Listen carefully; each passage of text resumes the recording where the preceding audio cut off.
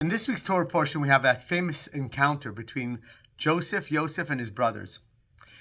This is after they sold him into slavery, and after Yosef was imprisoned, and with the amazing turnaround of events, he becomes the viceroy of Egypt, second in command to Pharaoh himself. And when Yosef arranges that his brothers would have to come see him, the Torah tells us that they did not recognize him, but he recognized them. And practically it means that Yosef's life was aged. His experiences made him look much older. He had a beard now.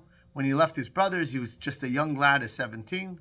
They were already mature boys, so he recognized them, but they didn't recognize him.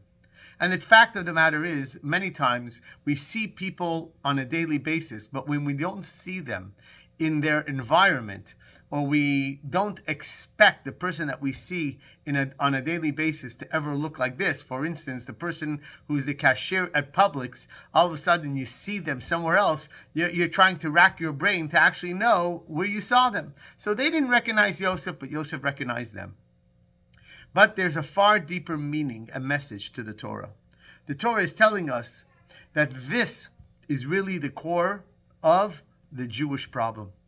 When we don't get along with each other, we can do terrible things. Even selling someone short, selling someone to enslavement, wanting them dead, God forbid. And this has always been the story from the beginning of Genesis. If you noticed, brothers were always fighting, from Cain and Abel to Jacob and Esau. And also with Joseph and his brothers, until actually they repented, there was tremendous strife between them. And so we as a Jewish nation must recognize that our strengths come from being one family. And the only reason why you don't feel like one family is because you're not recognizing them. You're looking at them and imagining that the way they behave, or the things they say, the dreams they claim they're having, are a language that you don't understand, and they have an appearance that you just don't appreciate. That's when you don't recognize what truly makes someone family. And what makes someone family is when you're born to the same family. And when you're born to the same family, all the trappings of life, language, dress, even our political positions should not be sufficient to drive a wedge between the two of us. And when we can recognize that what we did was terrible and that they truly are our brother and sister, then just like Joseph and his brothers, after all the terrible experiences, are able to live together and evolve wealthier, better, more at peace in a land that was strange to them. They were very successful in Egypt. And this is what we have to remember as Jews. We have to recognize that if we can get along with each other, we can overcome anything.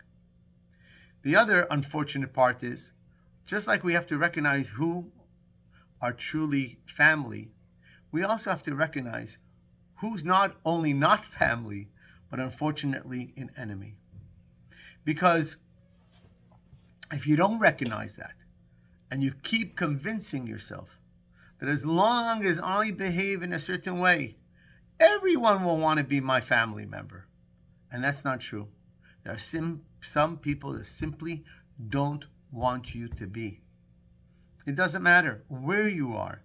It doesn't matter how big of a piece of land or how small a piece of land you have. They just don't want you. Your simple existence bothers them.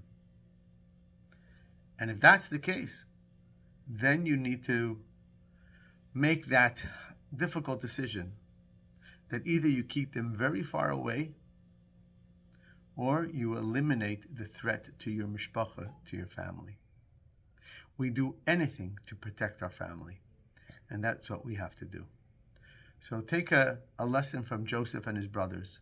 Don't ever find yourself in a position where you don't recognize your own brother or sister, because it's the only family that we have.